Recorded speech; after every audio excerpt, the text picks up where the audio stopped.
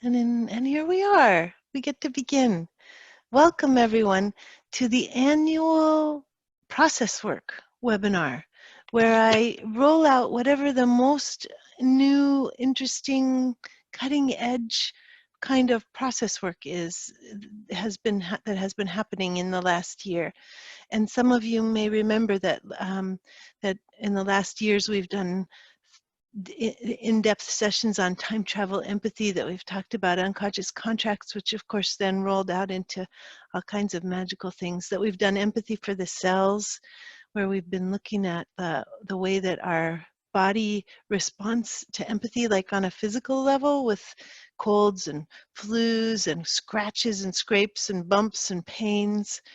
And then that one year we got to do the empathy for 3 generations of a family, that we worked with a person who then spoke about their mother and their grandmother, and we got to figure out what were the big needs guesses that really landed for a family.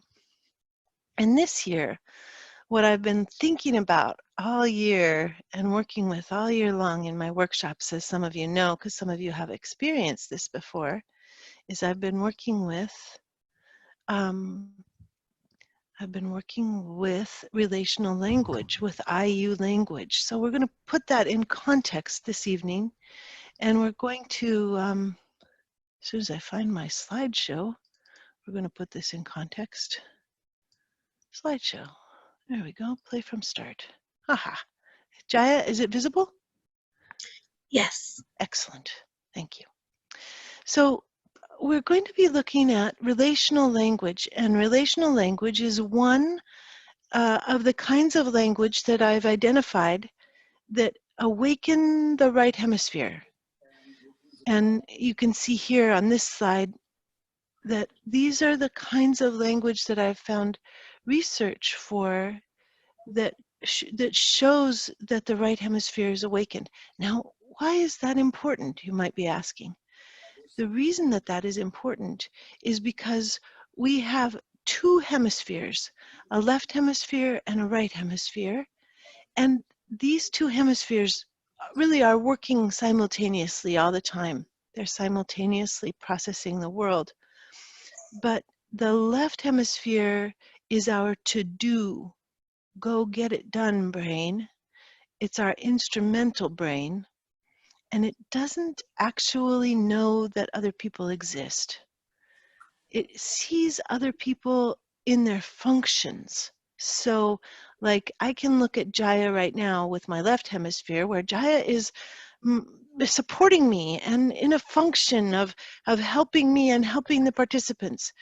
And I can switch hemispheres, and I can look at Jaya and see the history of our connection, who Jaya is as a person, as best I understand Jaya, and have all kinds of a whole different set of imaginings that come for me when I look at her. Now, the same thing, you can do the same thing with me. You can look at Sarah. You can look at Sarah with your left hemisphere and go, okay, she's going to teach us something valuable. Let's get to it, Sarah. Quit wasting time. And then you can look at Sarah with your right hemisphere and see somebody who might be a little nervous, who might be longing for connection and for transmission of the message. And you might see my vulnerability in a different way if you're looking at me with your right hemisphere as opposed to looking at me with your left hemisphere. So we actually are continually capable, in a theoretical way, of deciding which hemisphere we're going to look at the world through. The only problem is that in order to move into our right hemisphere at all, we really need warmth. We really need self-warmth. We need the capacity to kind of be with ourselves, because as soon as we start to stray into the right hemisphere, we begin to touch the felt sense of our autobiography. And the felt sense of our autobiography holds all our trauma, and holds our shame memories, and holds all the things we think we've never done right, and holds any felt sense that we carry that we're not good enough. So in order to begin to see other people's souls, or if you don't like the word souls, their essential beings or their vulnerable selves, in order to see that, we have to be able to be kind to ourselves. We'll take a look at this in more detail because I'm going to ask the folks who are doing the demos with me to move into IU relational language. As we move into this, I'm going to, as much as possible, support this happening safely, support this feeling good to the person who steps in. And so you may hear me use some of these other kinds of resonant language, and nonviolent communication is, of course, here front and center. The very first item at the top of the first row, feelings and needs, awaken different parts of the right hemisphere, as well as these other things. And if you're interested in this, then there's many ways to begin to learn about it. So IU language is relational language. When we're doing IU language, it means that we have an I in every sentence and a U in every sentence. I love you, I want you, I miss you, I hate you, all kinds of things that we'll learn that we get to say. And the I can take any form: I, my, me, mine. The same is true for you, you, your, yours, any of those words. It doesn't have to just be I and you, but it's important that it not be we. We changes the way that we're perceiving what's happening between us. And it moves out of a sense of two people being integrated into some sort of shared or joint space. But the IU language really does surprising things to our brain. When we remember that we have an I, then this makes sure that our left hemisphere stays engaged. It makes sure that we, as we exist with boundaries and edges, as a separate being from others, actually still exists in the conversation. And when we keep a you in every sentence, it means that we keep the right hemisphere engaged, because the right hemisphere is the one that can remember that a you exists, which starts to tell us why we can be so bored when somebody starts a conversation and they only speak about themselves. They're only in their left hemisphere, and in their left hemisphere, they don't even remember that we exist. They have to be pretty funny and be telling stories that make us laugh for us not to be bored if they're just staying in their left hemisphere with their eyes. Now, using the word we creates a joint space, a shared space. It doesn't have the same effect. So in the IU language, we might appear, but only if I and you are also in the sentence. As we will see, there are 3 rules and 2 intentions that are needed to help us keep our IU language on track. We need to keep I and you in every sentence. Here's number 2. We can't repeat our own or the other person's sentences or phrases. That leads to dead ends. Number 3, one sentence at a time. We can cheat and do a little bit of run-on sentences, but not very many. Not very many run-ons, because this kind of comes back to Marshall said, 40 words. Marshall Rosenberg, the founder of nonviolent communication, he said, after 40 words, we start to lose track of each other and lose our attention span. And now here we are with Vines, and we have an 8.5 second, and I think maybe they're moving down to 5-second little videos that hold people's attention as they're scrolling through. So we're maybe even stretching it with one whole sentence and some run-ons at a time. And then the 2 intentions are to aim for connection is the first, and secondly, to tell our own truth, not reflecting the other person. So this takes us into why I began to think about the IU dialogues. I began to think about them because I noticed that even though I put I in my sentences when I was doing nonviolent communication, I would very rarely actually show up as an I. I would move into an eternal empathy loop where the way that I was showing up is, if I were with Jaya, I would be saying, Jaya, I wonder if you are feeling sad because you are so wanting connection and presence. And the only way that the I would show up would just be as a convention rather than as me actually expressing. Now, of course, when we start to express with an I, we have a natural tendency. Oh, can you fix that for us? Thank you. When we start to show up with an I, we have a natural tendency to want to go to strategy and tell people what to do. And actually, in the IU dialogues, you can try it out. It's not very effective. It doesn't help very much. But because we're staying in dialogue, we are prevented from really drilling into strategy. So you'll hear this as we work, that when I or another person who's working begins to reflect, the dialogue loses its power. So the more we stay with what is really true for us in relationship with what the other person is saying, you'll hear this, the more powerful our dialogues become. Some of the things that get revealed, that are revealed by the IU dialogue, includes this is not an exhaustive list, but this is some of the things that are included that people discover. We start to discover that our human interactions are always an attempt at IU dialogues. That deeper truths are revealed when we move into the IU dialogues. We may notice that we have a habit of erasing ourselves, or that we don't actually believe that we have permission to have an I. We may realize that we don't even believe that we really exist. We might realize that we don't actually have an intention to connect, that we don't see the other person as being human, that we haven't been anywhere close to speaking our truth, and that we may have unconscious contracts which might keep us from believing that we exist or from believing that we could matter. You'll see how some of this gets revealed as we go. It will make more sense as we go along. There are certain things that can be triggered in IU dialogues. So one of the things that can be triggered is memories of conflict, traumatic memories of conflict. If we lived in a household where people were really at each other, then the energy and the focus of the IU dialogues can bring up memories of conflict. If this does happen,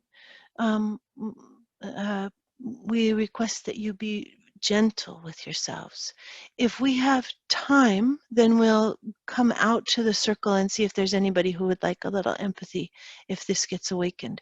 It doesn't get awakened often, and it may only be awakened mildly, but notice if you begin to feel frightened.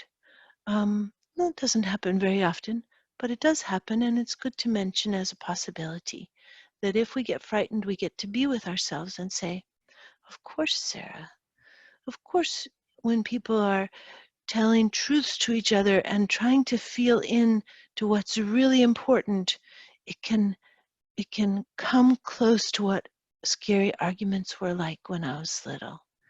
And of course, my body has a response. And I really want to acknowledge my body and let my body know that I am safe. I am in real time. I'm in the present time, and I'm not in that old trauma memory. The way we're going to work with this evening is that we'll work with our volunteers, and we'll work with them one by one. We have an intention to work with at least 3 people, and the person who's doing the work is called the process receiver, the person who's receiving this process. So the person will tell me, first of all, what are we going to be talking about? And who are the parties to the dialogue? You can have me be you, and you be the other party, or you can have me be the other party, and then you can be yourself. Carol, I'm going to keep you muted just so that it's, but if you have a question, just go ahead and type in the chat and we can unmute you. Thank you, Jaya. Then we'll begin the IU dialogue, and then we'll stop to check for blocks, trauma, and unconscious contracts. And then we'll come back to the dialogue and do a debrief. And then the community will be able to put in the chat needs met and gifts received from being able to be with this very real example and letting us learn about the depth and the power of this particular way of moving into dialogues. What I've found with this type of dialogue, I found a couple of things. One is that when I'm using it with my own family, it feels like it sews us together.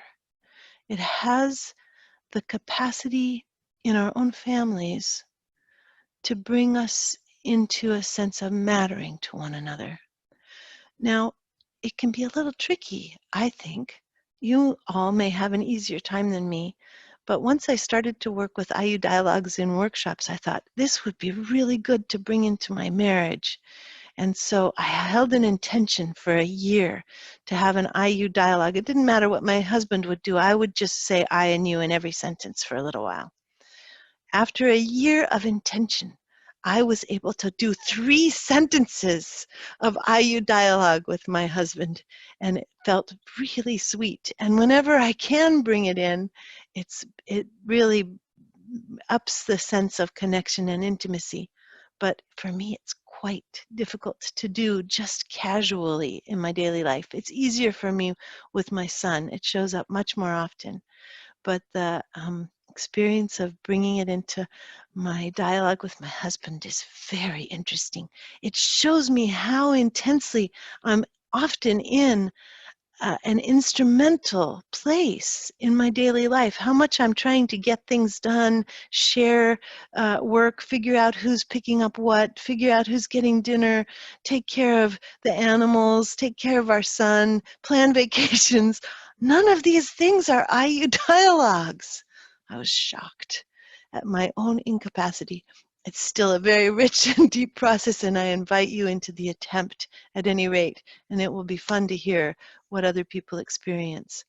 I did have somebody write today that that when they use it with their children, it moves them toward poetry. So we will see. You'll all get to decide yourselves how this feels. And Yeah, go ahead, Jaya. Toi Lezons says to connect and speak truth. To connect and speak Yes. truth. Yes, yes. So this is my book. You probably all know about my book, but it's this book holds all of this stuff about resonant language. It doesn't hold the unconscious contract material yet. That's book 2. I'm delivering it to the publisher in June. So, but this book holds all the resonant language stuff. And so this year our focus is on moving this material overall. This year, this focus is on moving this material into our relational connections. I'm going to stop the share, and I'm going to come to our first person so that we can jump in right away. Find Laurie for me. Laurie maybe can raise a hand. Laurie's already unmuted. Oh, great, thank you. Laurie, go ahead and tell me, what's our dialogue? Who am I and who are you? Laurie. I'm wondering if you can hear me. I can sort of hear you. It's not very loud, but... All right. I have another headset I can try if this isn't working. But well, let's just see what we can do right here. okay. I had my mother here for an unprecedented 2 weeks over Thanksgiving. And it went pretty well, but I get frustrated by the expectation that I can explain other people or speak for other people. Wow.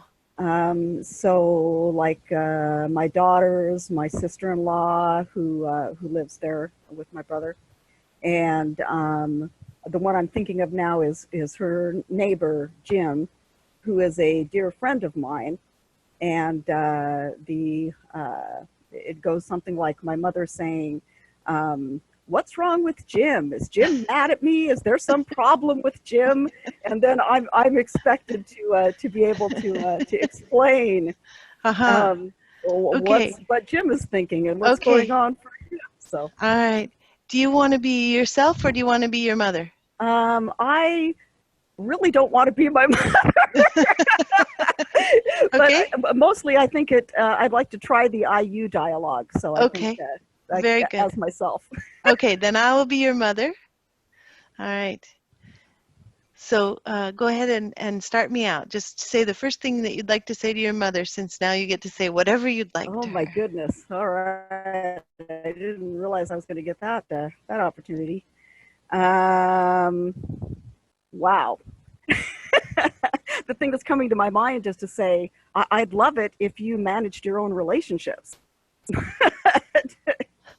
What do you mean? Do you think that I don't? That I'm not always working on my relationships? I think you expect me to manage your relationships for you.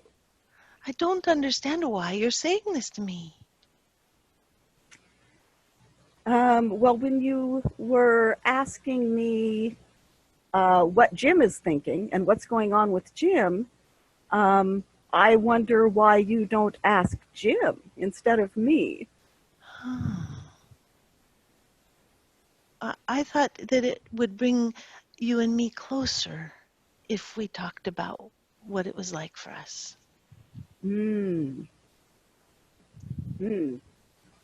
So you're thinking if I can explain Jim to you, that you and I will be closer? Well, that's what people do, isn't it? They have a conversation about what's happening in their lives. Like I talk to you about what's happening in my life and what I'm thinking.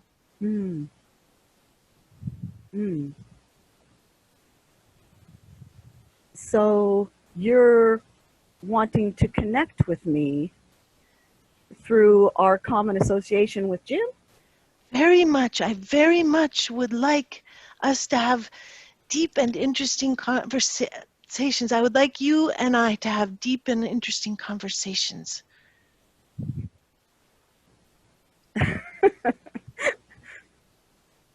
I have to I have to pause here. My that goes way differently than the conversation usually goes.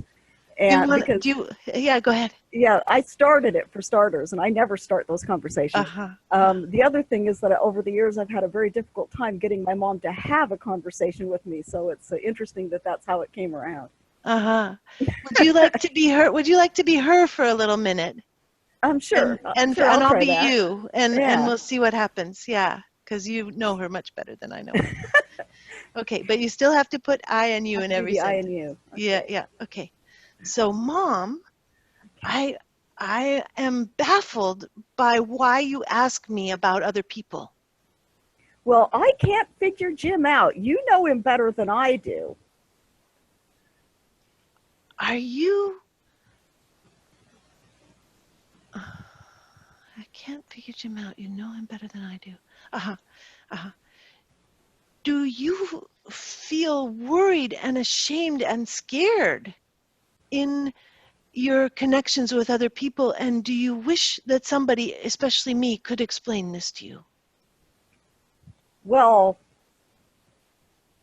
I'm certainly not ashamed, but you're better with that kind of thing. Oh.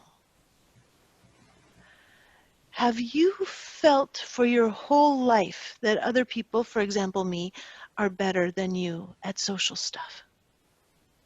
Oh, I know you are. Oh. Is that something that you enjoy about me?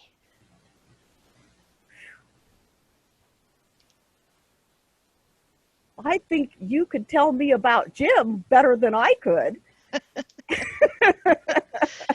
Is it much more comfortable for you when you and I are talking about someone else? Ooh.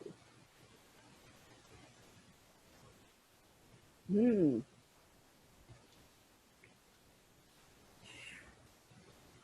I think I do find it easier to talk about other people to you than to just talk to you. Ah. Did you know that I find it torturous to talk about other people? Well, I know that you don't always respond well when I do that. I'm so glad that you noticed that about me.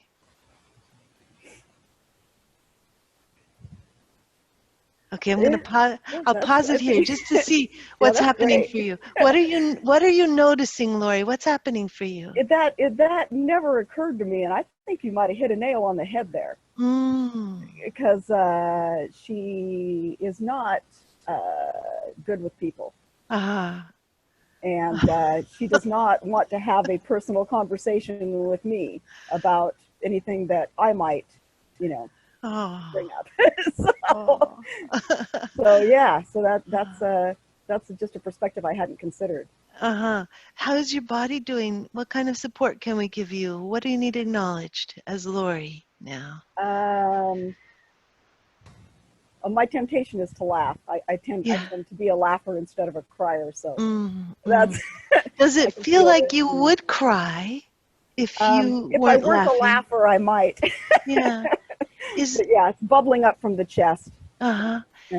Is it like we're touching the tenderness that you might have for your mother's awkwardness and your own helplessness and that, and just the long-term, oh my God, why does she do that? Yeah, like a lifelong bewilderment. Yeah.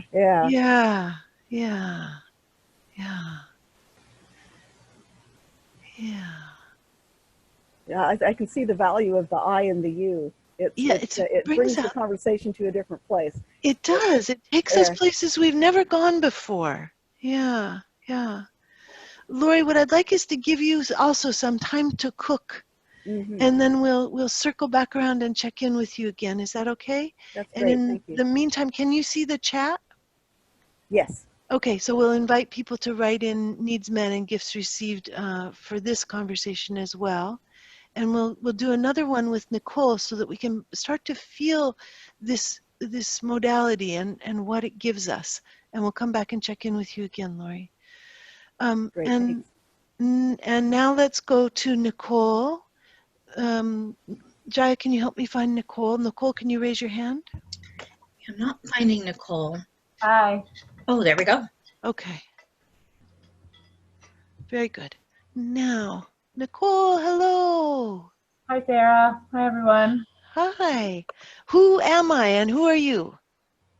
I am trying to decide between working on with my stuff with my mom also. Can you give me like a sentence or two of a prompt to help me discern? What keeps you up at night? Yeah,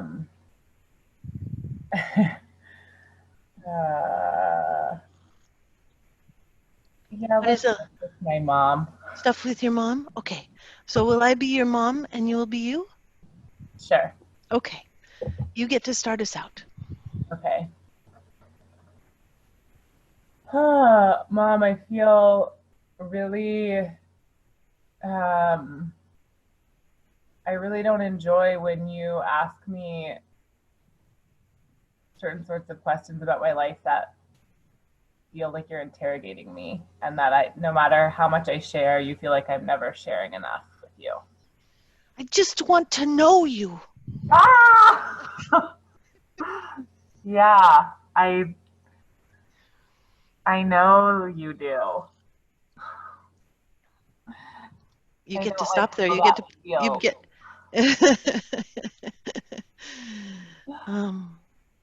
did you say I don't like how that feels? Yeah.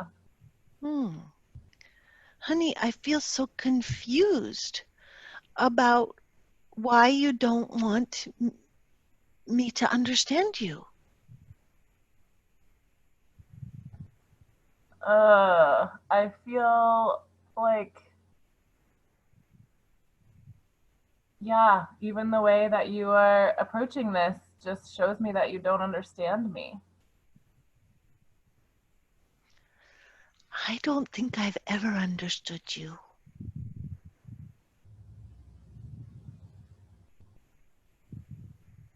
I feel sad when you say that. Do you think it's true too? Oh, let's see, I didn't put an I in there. I am authentically and earnestly curious about whether you think it's true too.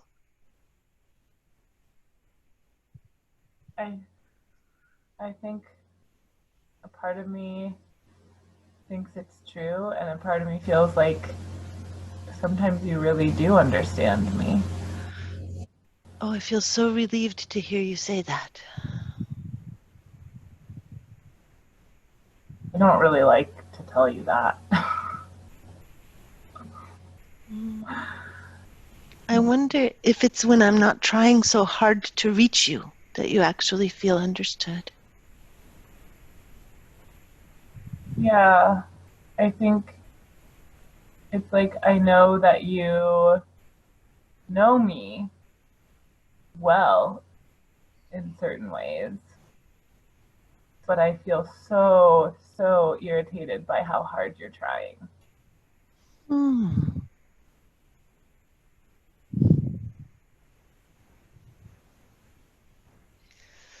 I would love to come to you as a relaxed-bodied mother. I would like if you came to me as a relaxed-bodied mother. I think that sounds nice. Do you get very tired from my tension?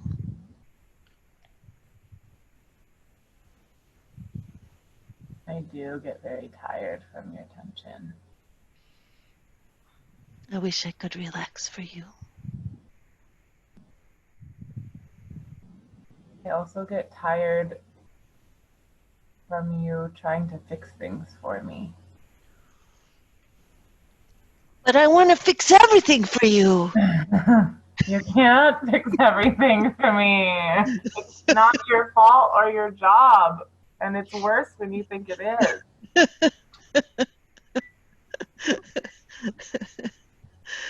Oh, I love you so much.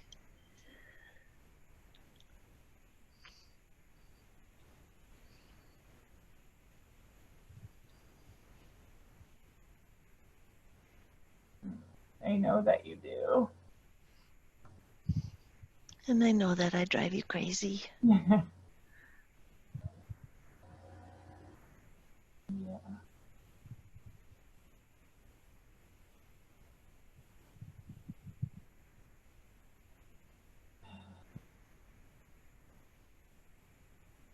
Let's bring a little pause here just to check in with you, Nicole, okay? Yeah. How are you doing? How is it to be having this conversation? Yeah, I'm just feeling a lot of tenderness coming up and some tears. Like, I think feeling how painful it is to know how hard my mom is trying and how much she does love me and how it continues to miss the mark. Like, I think there's guilt and shame there for me around, like, why can't I just receive her love and, like, trust her intentions and know she's trying? And instead, I just feel so irritated and so triggered. How may I ask a question about a possible contract? Mm-hmm. How does her attempt to fix you make you break a contract? Mm-hmm.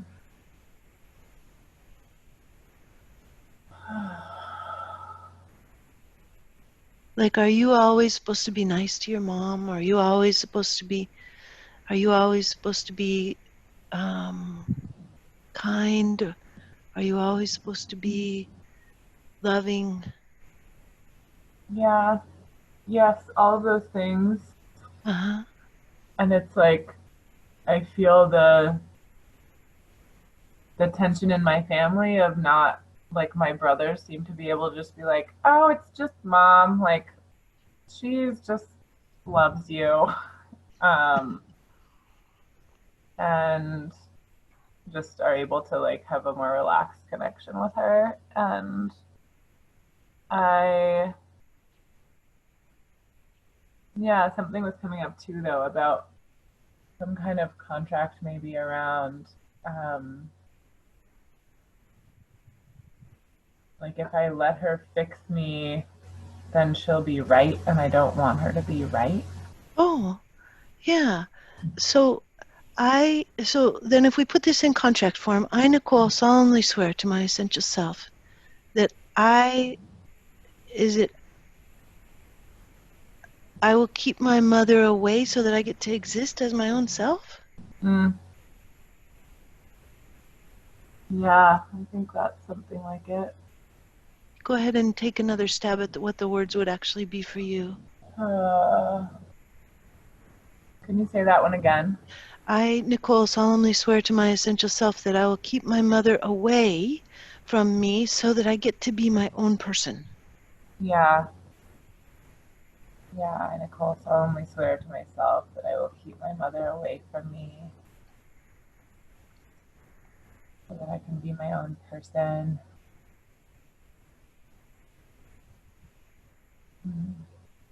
Because I am not her.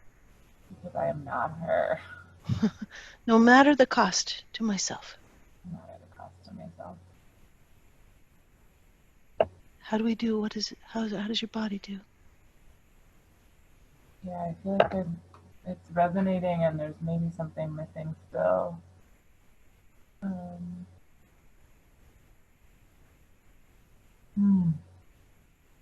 Maybe I'm just feeling the cost. Yeah, the cost is, there's a cost.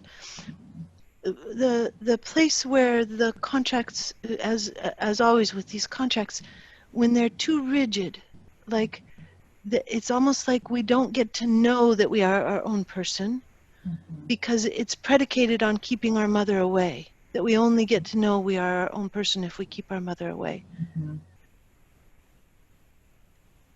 And it's very possible that you do know yourself as a completely separate person. That you don't need to keep her away, but that the contract is keeping her away. And then our nervous systems are kind of caught in the jungle bars of of keeping things away. Yeah, that's helpful. That resonates. Yeah. So then we'll check with your essential self. Essential self of Nicole, did you hear this contract? Yes. Is it a good contract for Nicole? I don't think so. Would you tell her, Nicole, I release you from this contract? Nicole, I release you from this contract. And I revoke this vow. I revoke this vow. And instead I give you my blessing to... And instead I give you my blessing to feel like able to hold yourself fully, your like full expression and centeredness, groundedness, even when there's like a lot of stuff, questions, like worry, anxiety coming in from my mom about me. Yeah. Okay, good.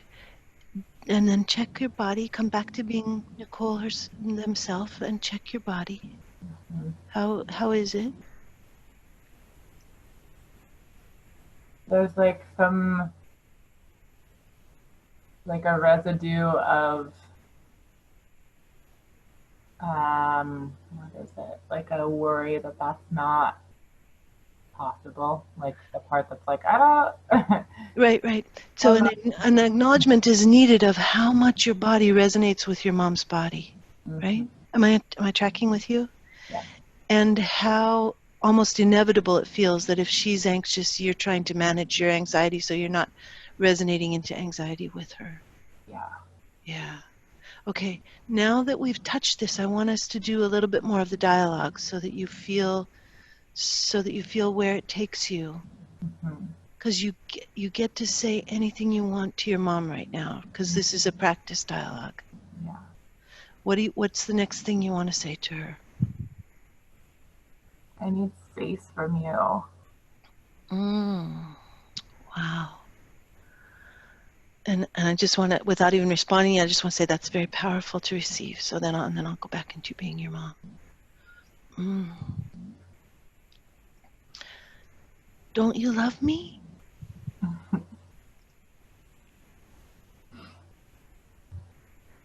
I do love you, and it's hard to be around you. How much space do you need from me? I don't know. I feel like I feel afraid to take space from you. Are you afraid that it will be too hard for me? Yeah, I'm afraid it will be too hard for you. And I'm also, especially because I have a child that you want to be connected to.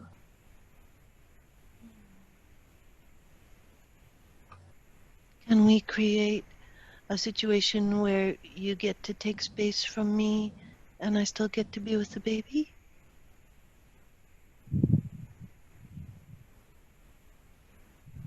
Yeah, I think you can be with Ayla and I can leave. And I think it feels like the bigger picture of me needing space from you feels impossible. Like I'm not allowed to do that. So now I'm going to pause it. Now we're touching the next contract layer. Yeah. And so I'm gonna bring this part to a close, Nicole, but you know the contract process, and you'll be able to take a look at this one as well. The contract, let's just do it since it's right here. I, Nicole, solemnly swear to my essential self that I will not leave my mother alone. Yeah, that I will not leave my mother alone. That I will not do anything that hurts my mother. In order to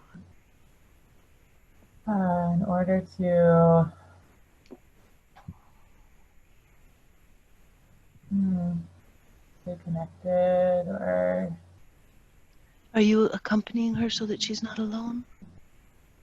maybe.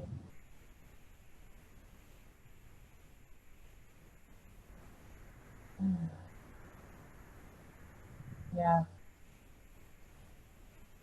No matter the cost to myself. No matter the cost to myself. Nicole's essential self, did you hear the vow? Yes. Is it a good vow for Nicole? No, but it's doing something. Yeah. So if you don't have a sense that it's an easy release, then there's more. When you say no, but it's doing something, means there's more in order to, or the magnitude of your tenderness for your mother's aloneness needs to be acknowledged. So I'll let you cook with this and work with it a little bit, and then we'll come back and check in with you as well. And so we'll just invite folks, you can see the chat, can't you? We'll invite folks to, they've already been writing some needs met while we've been working, but there'll be more. So inviting that for folks. Okay. Questions I've bookmarked. Yeah, let's stop first. Let's take some questions here. Yeah, and Gwen, if you want to come on, you can just unmute yourself. But Gwen Gordon had a question. Sure. She or they said, I'm very moved by this exchange and get that it can help. But I can also easily imagine IU statements not being so emotionally honest. It helps, but is it sufficient? It seems that the North Star is emotional honesty, and IU statements are a way of honing it. I love that metaphor. The North Star is emotional honesty, and IU statements are a way of honing it. It seems very true to me. But it's like we get to do all kinds of things with the IU sentences that that could take us totally off track if we were not adhering to the rules and the intentions. So the rules of one sentence at a time is so important. It keeps us engaged with one another, and we can even blame one another. I've had IU dialogues that have been very intense with language that we consider jackal language. Um, um, all the things in nonviolent communication that we say we're not supposed to do. Me saying, you're making me so mad, or when you say that, you make me feel so much shame. And but the intention not to walk away is a very interesting intention.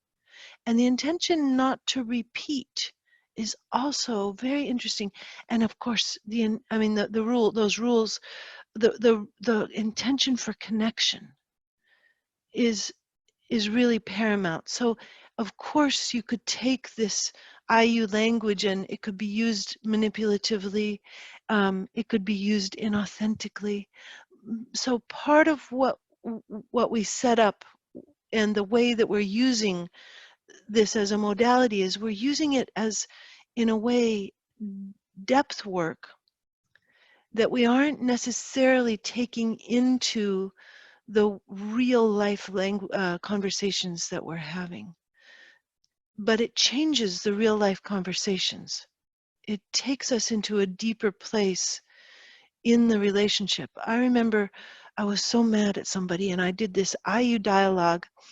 I was mad at somebody in the US and I did an IU dialogue in Poland where I was just like, I was angry, I was hopeless, I was expressing my devastation.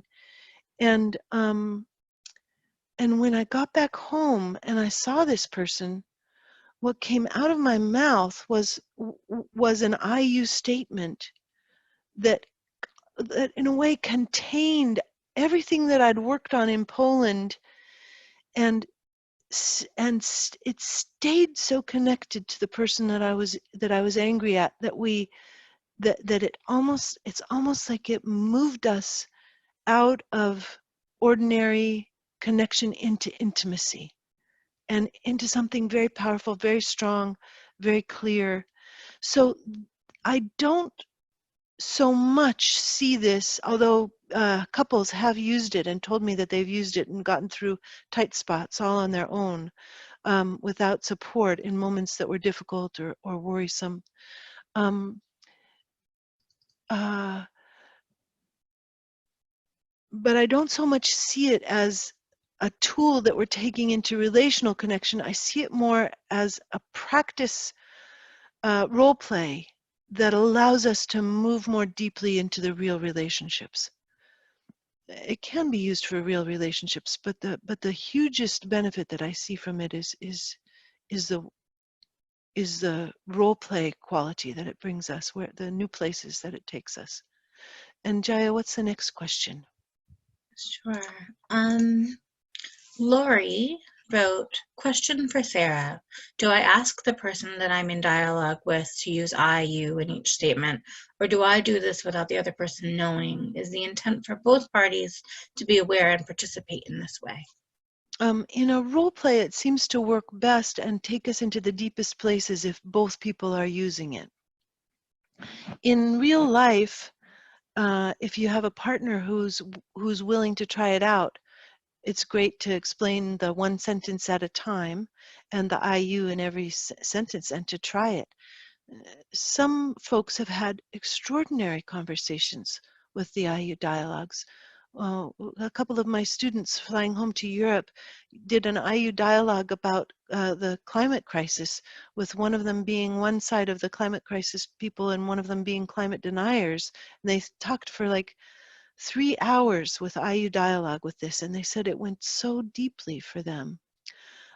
So it's a great place for experimentation, and I don't think there are any rules. I think we can call upon it in difficult situations, and we can be the only one doing it, and we can use it as a kind of a structure and a discipline that allows us to stay very relational even when we're telling our truths in difficult dialogues without the other person doing it. The danger there is that the other person talks forever and doesn't make any room for us to even enter. But then maybe we don't want to be in dialogue with that person. Yeah. What's the next question, Chaya? There's no more questions, but Okay. I wonder if I could respond to what you just said. Yeah. I think also if you're the only one doing it, to be aware of the sense of like the pain that comes with being invisible to the other person. Yeah. And when I'm hearing in a lot of these conversations and in role plays before, that sense that we don't really exist to the other person can be such a painful piece, which probably usually goes back to the mother relationship. Anyway, that's my that seems the tension in my body just showed up. So and just say more about the tension. Oh, just especially in light of the 2 demos that just happened, and in light of my own experiences of offering empathy and showing up and sort of disappearing into the unknown lands. So to just I guess if you could cloak yourself in something that would make you invincible to someone else's neglect. Right. And are you kind of talking about I need to know, are you talking about the moments when the other person doesn't do one sentence at a time, when they just go on and on and on and on? Is that what we're talking about? Yeah, absolutely. Yeah, or if you're making the intention of I, you, and the other person's just meeting you with these sort of like short only I statements. Or right. We don't get to go anywhere if we can't find an I-U space. The I space is in the brain. The I space, while it does allow us to exist, it's not a changeable space. The left hemisphere by itself doesn't shift, doesn't change, doesn't come up with new ideas, doesn't go deeper into understanding. It takes the presence of both hemispheres to be able to deepen in. Yeah. Thank you, Chaya. Now there's more questions that showed up. Okay. So Pam in Minnesota says, does one sentence at a time mean you say one sentence and then the other person says one sentence and then you say one sentence? Exactly. And then Seema says, can we do IU dialogue real time with the other person in question, or should we first figure out if it's our trauma that is triggering the reaction from self? It's hard to know if it is my trauma that triggers the reaction or if I am a trigger for the other person's buried truth. I love this question. This is a question that I think I have been in relationship for some years. And one of the things that the IU dialogue does is it really encourages us to be in present time. So even if it's almost like if we've got multiple layers of things that are happening and we have the buried past buried down below, and then we have present time, and we're reacting in present time, but it's our trauma that's creating the problems from the past, there's still a present time. And if we stay in the past, then we never make we never tell our deep truths that are also true simultaneously in the present time. And this is one of the things that I think is happening when we go into the kind of eternal empathy loop. I've had people say to me, I spent years with my partner. I would do empathy, and I would do more empathy, and I would do more empathy, and I would wait and wait for my partner to come back to me with empathy for me, but it never happened. And so I think that the movement into the IU dialogue, first in role play possibly, and then in real time with somebody, allows us, it allows us to hold other people as responsible in present time for their impact on us. So, Nicole, if I may reference the work that you just did, I can't, is that okay? Yeah, that's fine. Okay. So, if Nicole never says, I need space from you, then Nicole is never telling an essential truth. There may be vows that are there that are preventing Nicole from saying, I need space from you, or there may be vows that are causing Nicole to feel that Nicole needs space. And once those are dissolved, things may change and shift and become more fluid. But even if it's a vow that's making Nicole say, I need space, it's still true in the present time that Nicole is needing space. And if that truth never gets expressed, then there's never a chance for a certain kind of exploration, breath, possibility, and the possibility for the person who is the mother in this particular dialogue, for the person who is the mother to begin to take responsibility for impact. If we never share, or if I may reference your work, Laurie, if we never share that it's torture,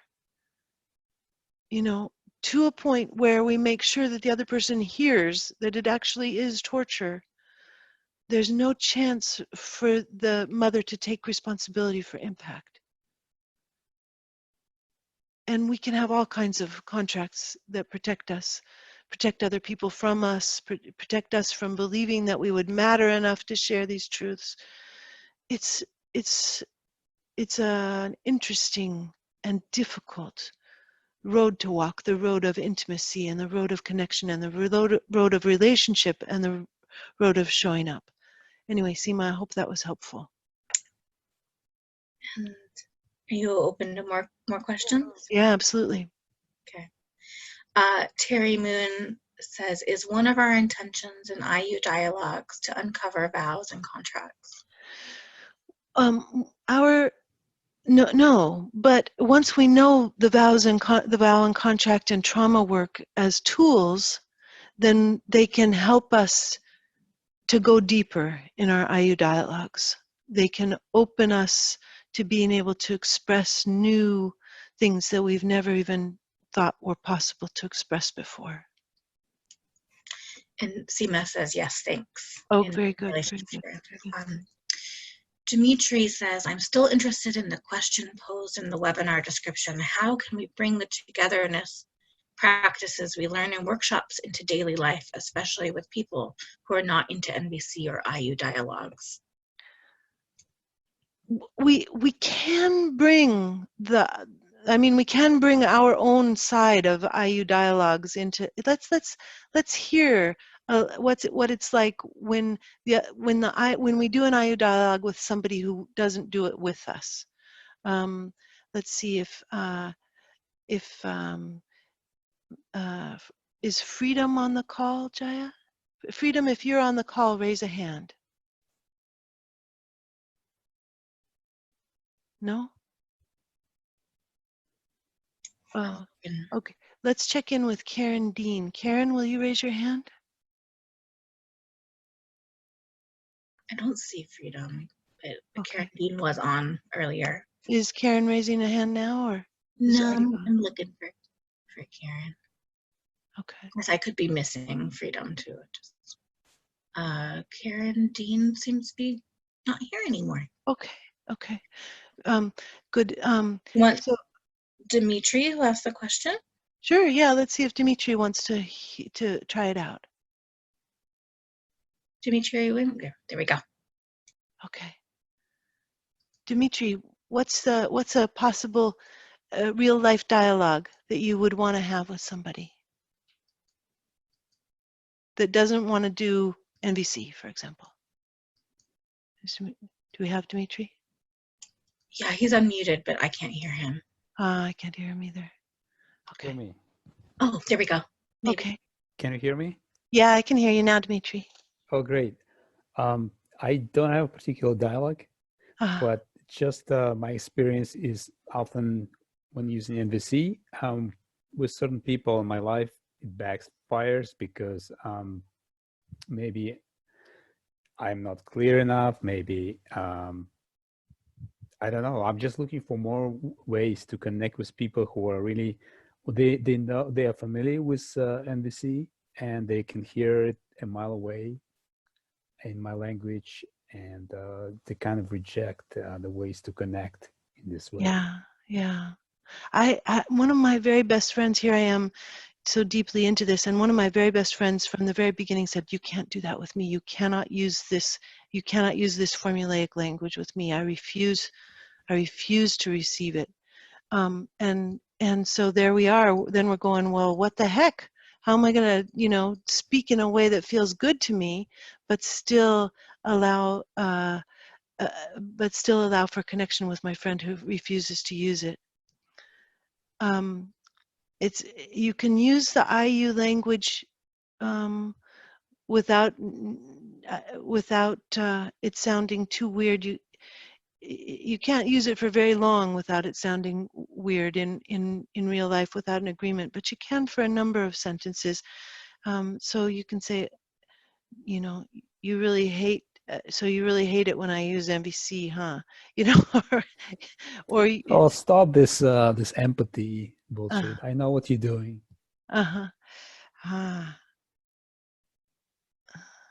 Yeah. And so then,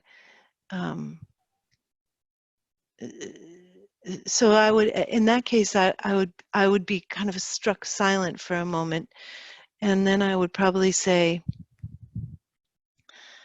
do you like it better when I say, fuck you? No. No. What do you want? That's not good either. That's not good either. What do you want from me? I don't know. Just normal conversation, just like normal people. Conversation. Yeah, like normal conversation, like are you a Manchester or United or an Arsenal fan? Yeah. Yeah, that kind of thing. Or whatever. Or just sports, food, cars. Plans, vacations, something interesting. So where do you want to go on vacation? Yeah, so are you saying that there's no winning here? Well, it's more like what's our here's the question that I think is so interesting when we move into relational dialogue. What is our intention? What do we are we willing to go wherever the other person wants to go because that's what they want to do, and we're genuinely, warmly curious about them? That's one possibility. Another possibility is a beautiful expression that I've heard some people make, where they say, "This is how I talk now. If you don't want to talk to me anymore, you don't have to. But this is really important to me, and it comes closest to letting me express my heart in the world, and I actually don't want to have conversations that aren't about stuff that really matters to me." So that's another possibility. It kind of depends on, do we have like an intention for where we want to be in dialogue, or do we have an intention for warm curiosity? Do we genuinely enjoy and are we delighted by the other person? Are we looking at them from our left hemisphere? Are we looking at them from our right hemisphere? Are we seeing their vulnerability? And does it matter to us? If we see their vulnerability, does our mattering get erased? All of these questions have so many layers and nuances and so many contracts embedded in them.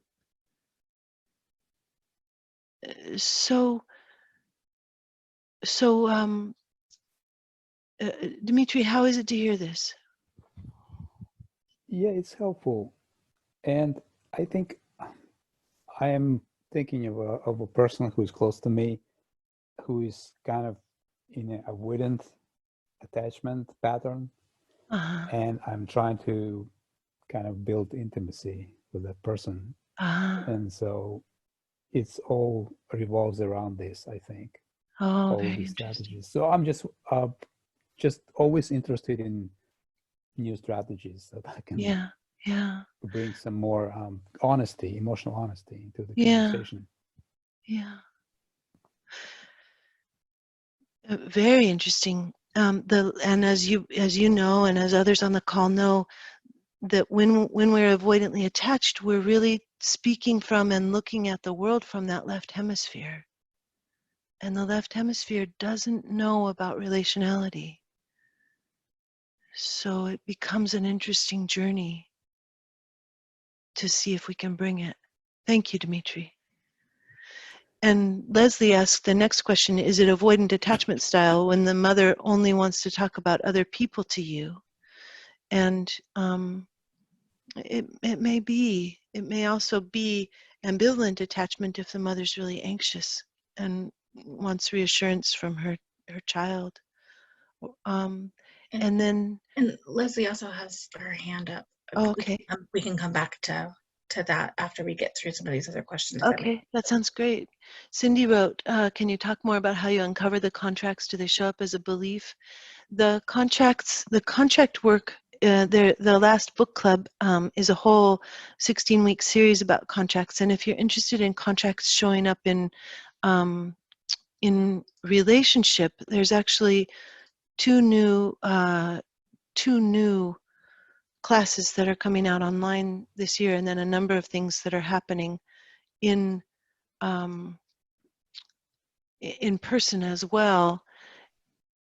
You can see that this piece of the IU language is embedded in an entire curriculum of the ways that the left and the right hemispheres show up in our relationships, with the way we are non-verbally, with our resonant language use, with our relationships and our contracts with ourselves, with our relationships with the others and our contracts and patterns that stop us from being relational, stop us from seeing that other people exist.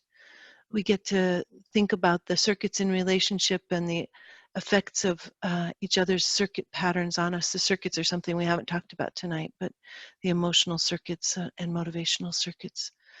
Questions of reactivity and trauma, vows that keep us in hypervigilance and dissociation, trauma states, the function of blame, the function of shame, trying to be in relationship without a resonating self-witness, unconscious contracts that protect us from intimacy, how we hold an intention for mourning, and then finally, of course, this work that we've been doing this evening of looking at IU language. And there's a study group that starts for contracts and relational neuroscience and resonant language. Thursdays at 9 a.m. starts in the beginning of January, and the NVC Academy is doing healing trauma and finding forgiveness in the evenings on Wednesdays in January through March. And then there's really cool stuff happening in person. So, we're doing an online week with the book, and we're doing an in-person workshop near Portland, Oregon as well. So I'm coming back to the questions. And Zelig says, I'm not sure exactly how this applies. Martin Buber wrote a book called I, Thou. He explores the impact of being in a relationship with another. He calls it I, thou, and compares it to the other relationship he calls I, it. This is exactly it, Zelig. We are just differentiating a left hemisphere instrumental language from right hemisphere IU language, where we're in relationship with the other person instead of in relationship with something that's supposed to get done or something that we're doing. And Barbara writes, staying in present time is crucial for connection and intimacy. Sticking to the IU language requires strength of intention, so challenging to remain present. It does. It brings us back and back again to the other person existing and to us having a truth that needs to be respected and expressed. And Skybird wrote, if we don't ever reflect what the other person is sharing, does that prevent us from hearing each other? And it just really depends on what we need. Somebody was telling me lately that they were trying IU language and they weren't having a sense of moving forward at all, and that they really had to move back into reflection in order to be able to gain any ground. So we need all of these skills, and the more we can make clear requests with the folks that we're in relationship with, the easier it can be. Barbara writes, I attempt to connect with others with IU sentences. It works. This webinar is big inspiration to deepen the powerful practice, to land in intimacy, real time, and connection. Thank you for this gem. Thank you very much, Barbara. It's delightful to hear that you're working with this. And Allison writes, would I use the IU dialogue in talking with my own inner parts? And would they would answer however they do. Yes, we can use it with our inner parts. Yeah, and Zelig wrote an empathy guest for Dimitri. And Pam is enjoying it. I'm very happy. And Cindy writes, I realize that in our restorative circles, we could be more intentional at the beginning and say directly that we have an intent to connect. Beautiful. And Catherine wrote, Sarah, you said process work connects us to the past or connects us to the contracts, I think probably is what I said.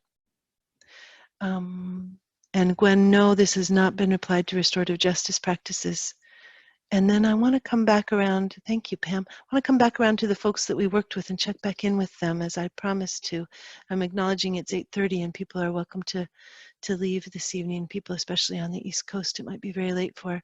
But just starting with you, Terry, as you've been listening to the rest of the work that we've been doing and as the work that we did with you has been sinking in, where are you now?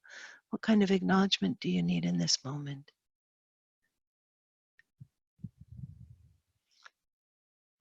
Let's see, we've got you, wait, unmute, let me see. There, I unmuted you, there you go. Or you unmuted you. Go ahead. Oh, you do it, unmute yourself again, my dear. There we go, I think, yeah. Okay. Yeah. Yeah, something that you said to somebody else, you know, I think I really long to be in a relaxed body in my connections to life and relationships. That just felt really good.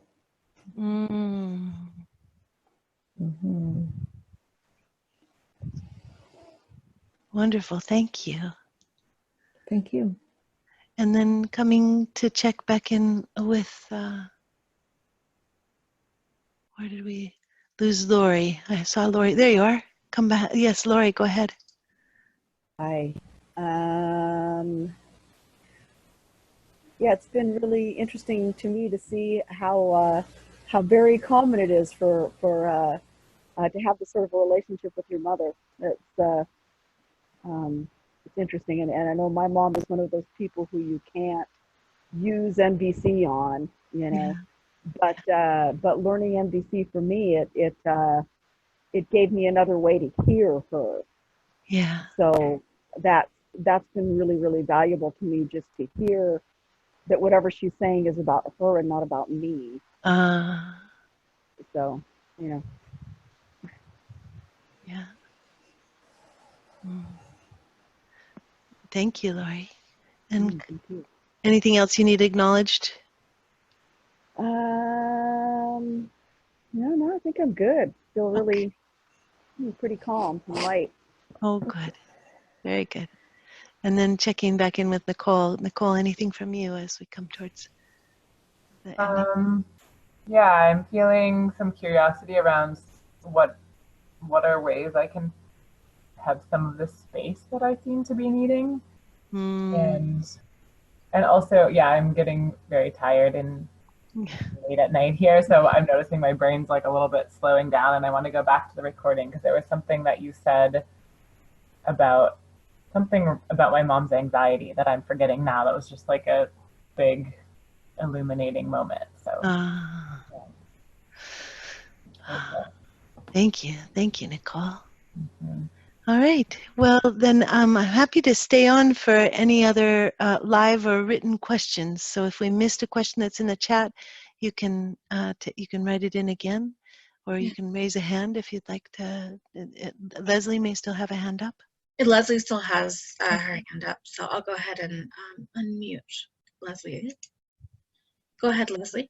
Yes, it was about my question that I wrote about when the mother wants to talk about other people, but not her own child. Right. So I'm talking about me, of course. And I'm just very curious about the psychology of that. You said it could be avoidant or ambivalent attachment style, but just wondering, like, it even could be disorganized if the parent never talks about us. If our parent never talks about us, then it could be a kind of a disorganization or traumatic attachment. Because part of what we need from a parent is we actually need reflection. We need to know we exist. We need to be in an IU dialogue with our parents. I mean, how often do we actually get to do that? Not so often, but we still need it, even if it's not happening. We need our parents to see us, to reflect that we exist for them. So if a mother's always talking about other people and never about us, then it's a kind of neglect that leaves our brain without some very vital nourishment. What's it like for you that I would say that, Leslie? I'm just, it's interesting. I'm just curious because I can connect with her. We connect a lot with our left hemispheres. We talk about tasks and things, but and she can be very compassionate with other people and give other people empathy and be very interested in them. So I just have all these stories, you know, she doesn't like me, or I don't know. It doesn't, I can't figure it out. One of the things that happens with us not existing for ourselves is that the people who are closest to us then don't exist for us either. So sometimes we don't exist for our parents. Sometimes when our parents haven't had any reflection or sense of existing for themselves, they can't give their children any sense of existing. Is that possible with your mom? I'm not sure. I don't think so. I mean, in terms of constellation work, I remember learning about the interrupted reaching out, that I reject her in defense so she doesn't get a chance to reject me. I think we do this back and forth kind of, you know, staying clear of emotions with each other and not expressing feelings.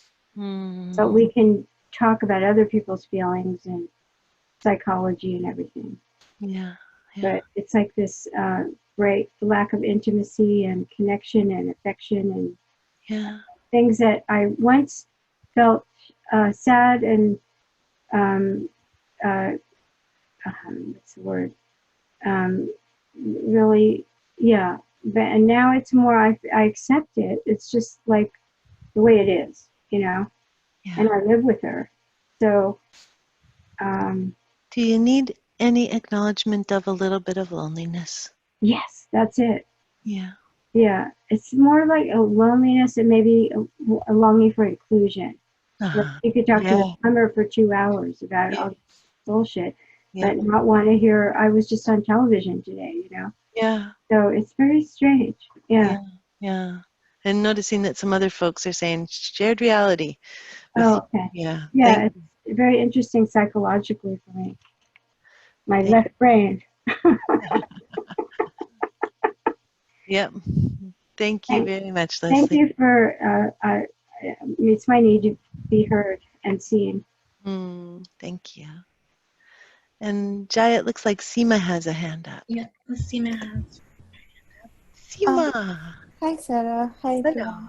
Hello. I have a question on a difficult conversation that happens a lot around politics and, the state of the world, how messed up it is. And lately what I have experienced in many conversations is even when people are agreeing with each other in that conversation, the tone and everything, there's so much anger and passion and so much, the tone is so angry and loud and violent that even when you're in agreement in what you are saying, I feel like I'm so traumatized. And I'm experiencing that. A lot of people seem to be experiencing that. So I don't understand this. Even when we are agreeing and on the same side, how do we end up traumatizing each other so much in a difficult conversation? Yeah. Boy, as you're saying that, I actually recognize myself as one of those people who keeps yelling even after the other person says, I agree with you. So I'm feeling a lot of empathy for you, Seema, and a little chagrin, because I don't want to have anybody end up traumatized, but I think it does happen.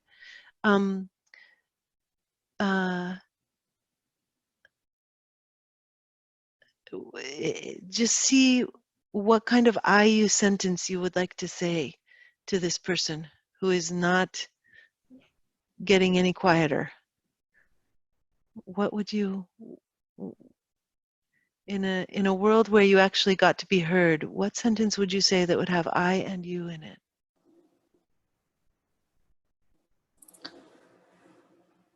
I would say, I think the world is a lot more complex. Creation, the world, and why things are the way are is a lot more complex, and your idea of a black and white, right, wrong reality, I think, is simplified in my worldview.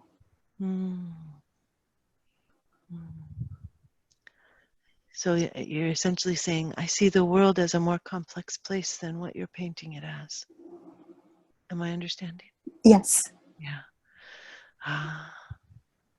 Yeah. And now I have an empathy guess for you hearing this. When somebody has a black-white view of the world and they bring it to you with that force, I wonder if it lands as a physical blow, if your system aches for nuance and acknowledgement of complexity. Yes. Yeah, yeah. And I wonder if one of the elements of the trauma or the brutality of these conversations is that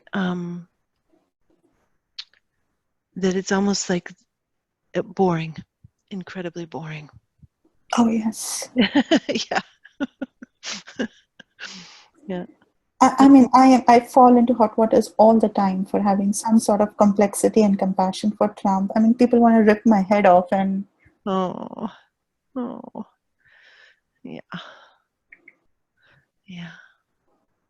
So I'm just acknowledging and bowing to your longing for complexity and for the inclusion of complexity in conversations. Yeah. Is there more there, Seema? I think, what I've been noticing, and this is, of course, it's happening with me, but I notice this a lot, that the minute there is a conversation around politics, the anger, the lid on everybody's anger is just out. And I don't understand why we can't have a civilized conversation about politics. Politics and religion, for some reason, it's just synonymous with anger, and that is what confuses me the most. Whether you have it with friends, family, your partners, it's those two subjects. I don't know. That's the mystery to me. That why can't we have a civilized NVC conversation about these two topics? Yeah. that you're in a way that you are stunned by the distress and the rage that come through. And yeah.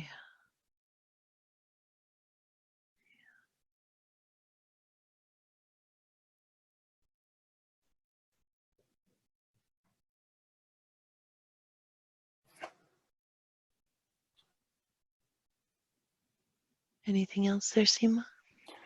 No, Yeah, thank you. thank you. I appreciate getting to connect with you on this. It opened some things for me. Yeah. And is there anyone? Oh, somebody else has a hand up, Jaya. KS has had their hand up. Okay. Nicole after that. Okay, KS, yes, please. Hi, can you hear me okay? Yeah. Okay, I wrote something in the chat and a couple of people responded, so I thought I'd speak it. There seems to be a contract around whoever in the family or in the group of friends or whoever is going through the most crisis or having the most vulnerable time. Everybody else, they get center stage for, whatever, a half hour or weeks or however, whatever it is, that person gets center stage. And I feel like it's very old because I feel like at a very young age, I learned to, even though I wasn't okay, I learned to be okay for the sake of somebody else. Oh, wow. And yeah, I'm just very, very wanting to break that whole notion. Yeah. So is the contract, I will give up myself.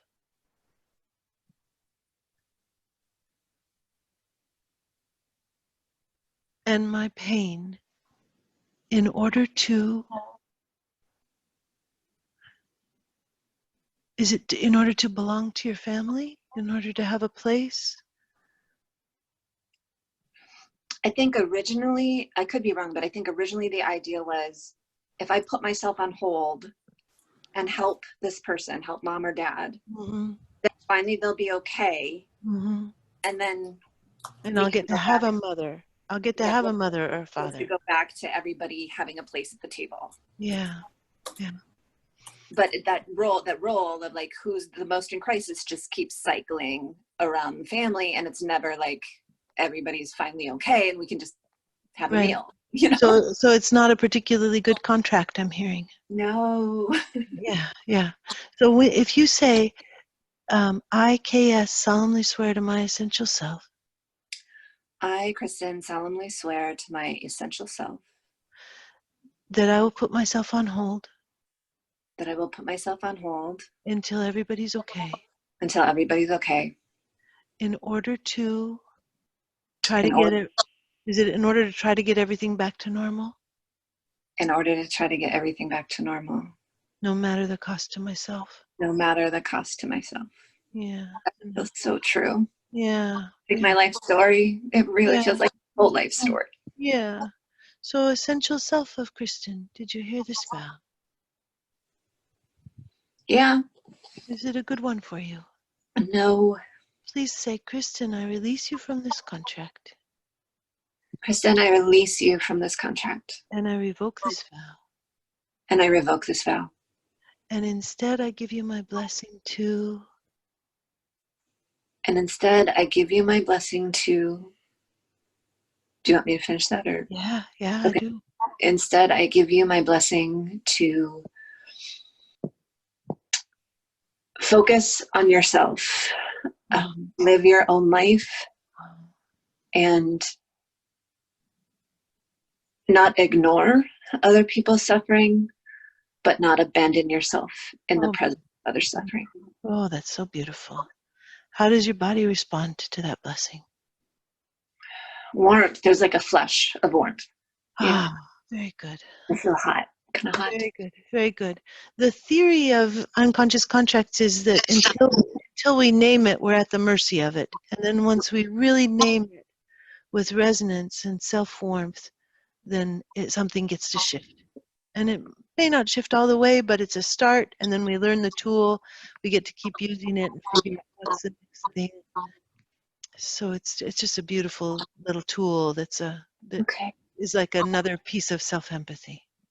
Great. Thank Yeah. you so much for that. Really Yeah. appreciate Yeah. Thank you very much, Kristen. A pleasure. And now let's go to Nicole.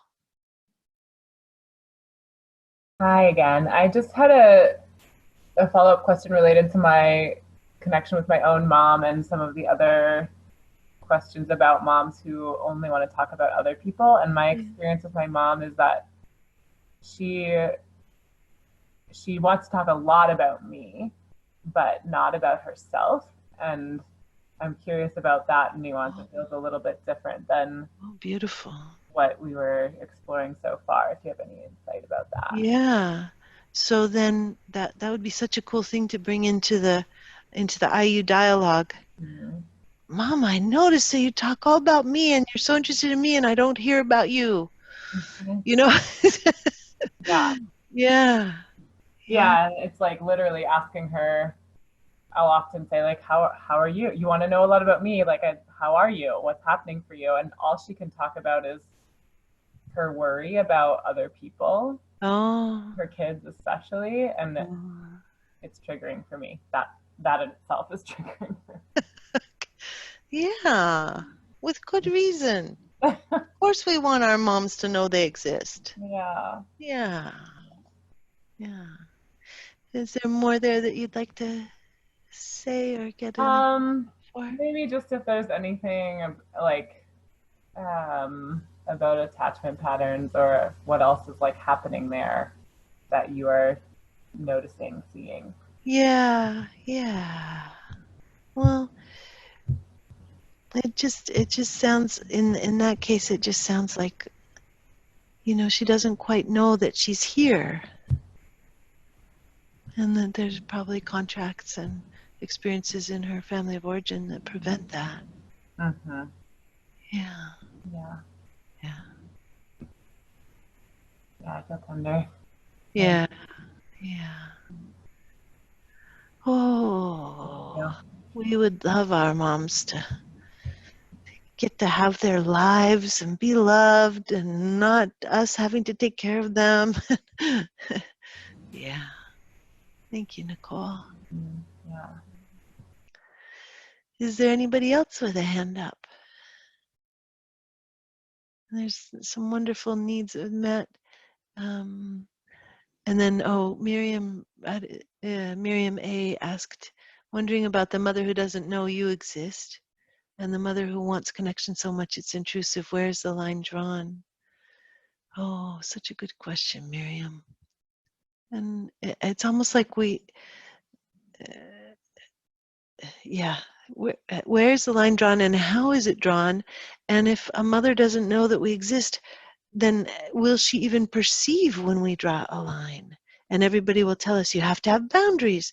And our mothers will not even realize that they don't have boundaries or that we're even talking to them or that we even exist and that we're saying our boundary. So it can be quite an interesting thing when our mothers don't know that we exist. It's quite a journey of needing support from others in order to be able to be sure that we exist and figure out how to be with them. Yeah. And then just taking a look to see if there are any more questions. I think just needs met. Okay. Wonderful. Thank you, everyone, for this evening, for this exploration.